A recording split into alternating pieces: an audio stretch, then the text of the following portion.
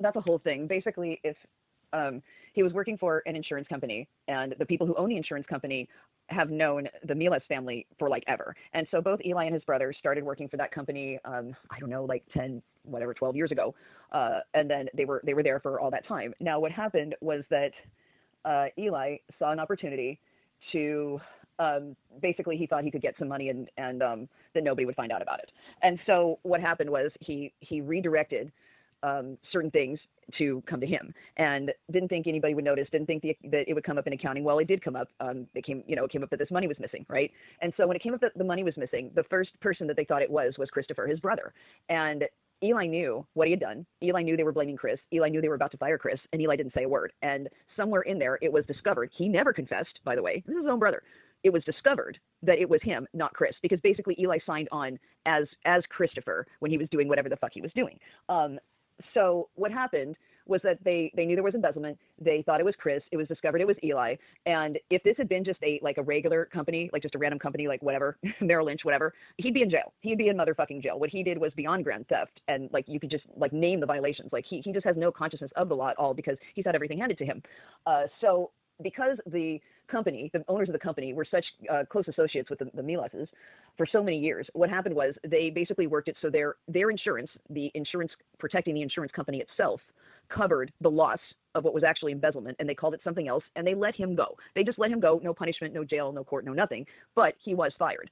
Now, the only, quote, severance he had, because it wasn't really severance, you know what I mean, he wasn't getting rewarded. When you're an insurance agent, you have a book, and it's a book of contacts that you build up for however long you're working there. And so he sold his book, which was however many thousands of dollars that was for, and then that's where he got the money to get the new equipment. And that's when he went out live. I think he's deleted a lot of those lives, but he said, I'm giving myself until October, I'm doing this full time. When he was having those triggered lives about how he's just going to do this full force and he's going to quit if it doesn't get right by this time, that was like him stressing out about this whole thing going on, right? So that's what happened. That's pretty much what happened. And there's so much more that I know about him that I have not exposed. So as you can imagine, Chris is not too happy with his brother. I don't even know if they're speaking, to tell you the truth at this point. You know, I can't hear you. I can't hear you. I can't fucking breathe right now. No.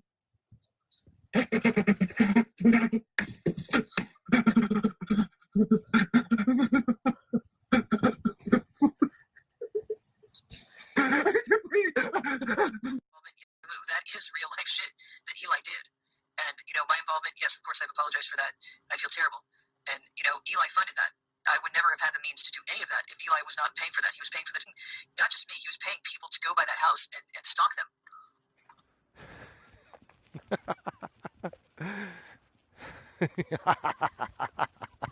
It doesn't like Coach Eli. I'm no longer defending that man. I used to see him as somewhat blind and naive for what he was doing. He likes to portray himself as a victim. I've known for a while, though, he's not a victim. Eli has compared himself to Christ. He says that he has Messiah complex. For some reason, I think he thinks this is a good thing.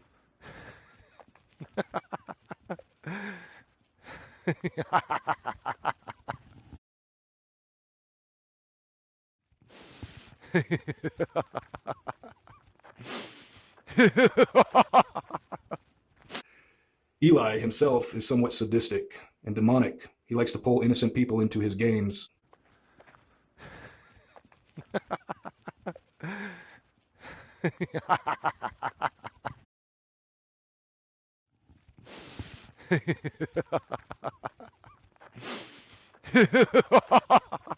Sadistic, evil in my opinion. Drawing innocent people into a fake scripted drama, and then they guilt trip them into feeling sorry or pity for them, as if they're victims.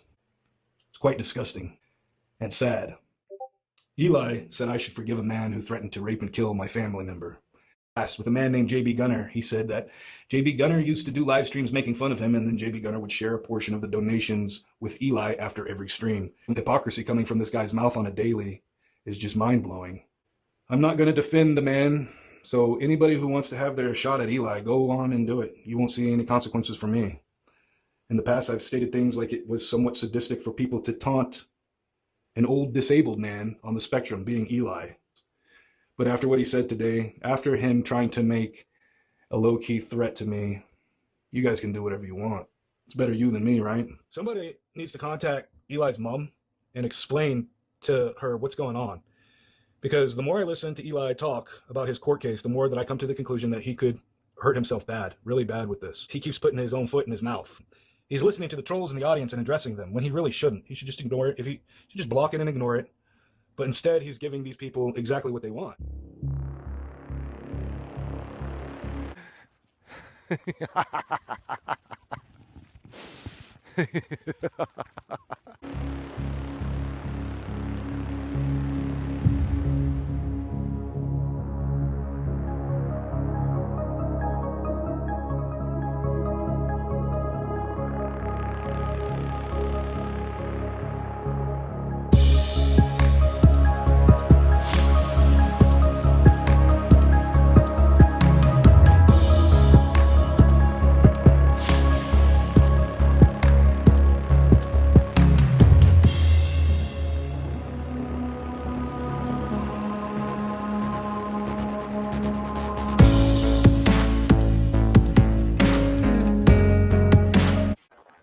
I'm stating facts, motherfucker.